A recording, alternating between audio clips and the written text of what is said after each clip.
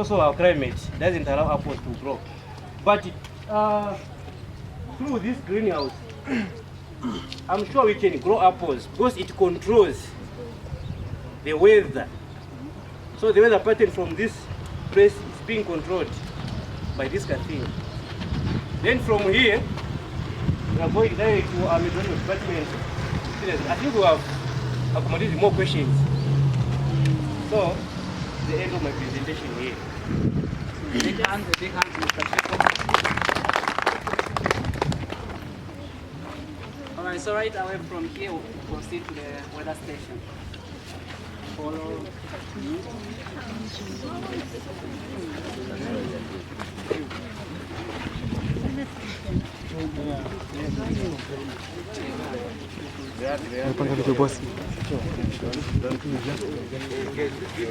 Boy, I like how you do this. Wherever it is. The boarding. Allow me to welcome you to the final phase of our field trip. And this is the Rusangu University weather station. If there was anybody that was paying attention, when was this weather station opened and by who? Anyone that was paying attention to any of the billboards somewhere? Anyone? Anyone? There's a hand where? Yes, please. Mr. Mchinda, very good. What's your name? Mainza. Oh!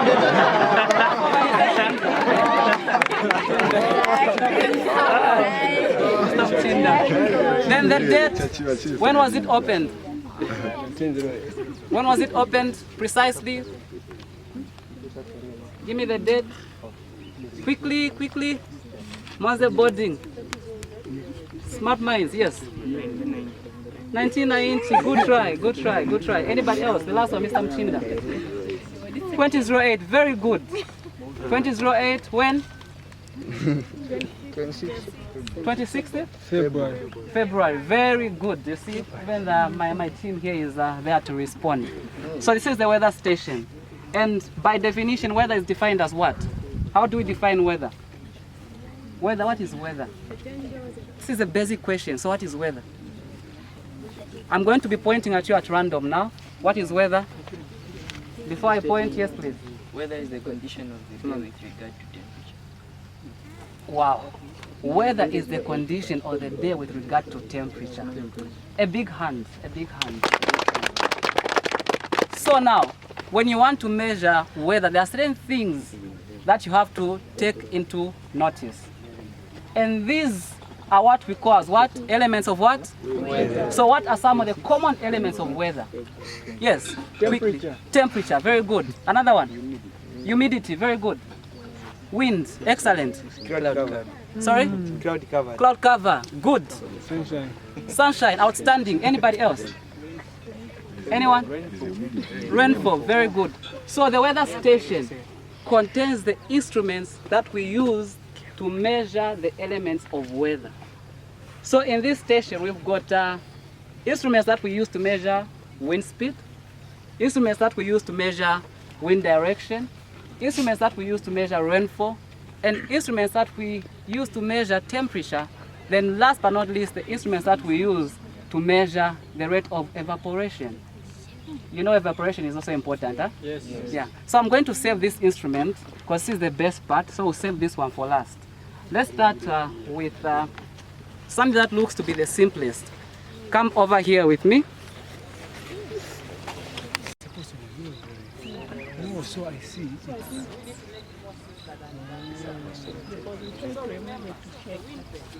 But still you could do You said it's this. Last time you were saying, you took 2 years ago. That's the idea. Yes. Yes, don't allow the guys to defeat you. We need ladies also to participate. We're talking about in politics, we're saying let's have gender equality.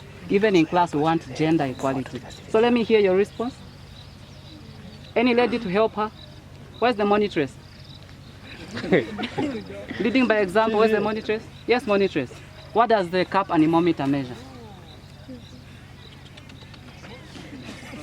Okay, any lady to save the ladies? Yes. It's used to measure wind speed. Very good. But why is it called a cap anemometer? Why do we call it a cap anemometer? Because of what? Simple reason. Observation. Geography is about observation. So what can you observe here? Yes, you see, it has got caps. No wonder it's called what? Cap anemometer. Used to measure the wind speed. Now, how does it function?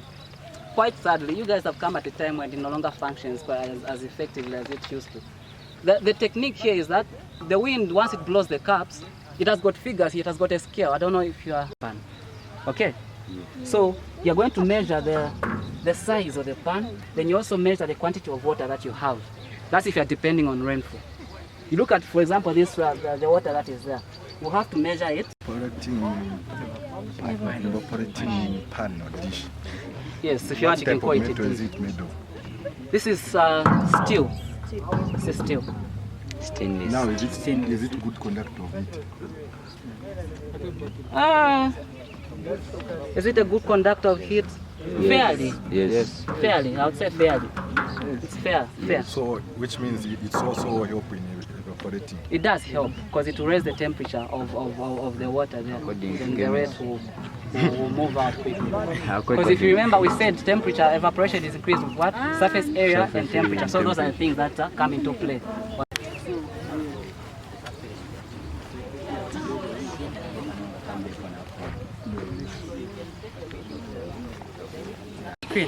So the Stevenson screen, good students of geography would understand that it was discovered or made by Sir Thomas Stevenson.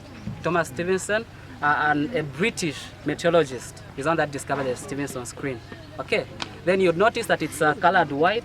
Why is it white? Anyone? To reflect heat or sunlight. Yes, to reflect heat, so that we do not have false readings because of any absorption of heat, so it has to reflect the heat. Then why is it made of louvers here? Louvered sides. These are called louvered sides. Why do we have louvered sides? Anyone quickly? We're behind time, we need to go for supper.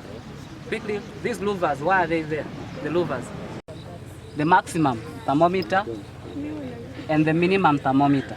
Okay, this is what we have at the moment. So the maximum thermometer. And see the actual incidence, it makes sense.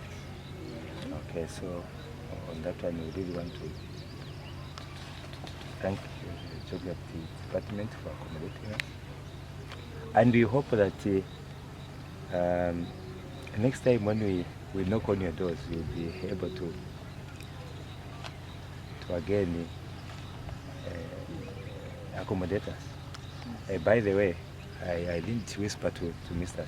Karapura. There is another group that might be coming. Okay. Pertaining to the same. Okay. So please accommodate them when they come. They are welcome. They are welcome.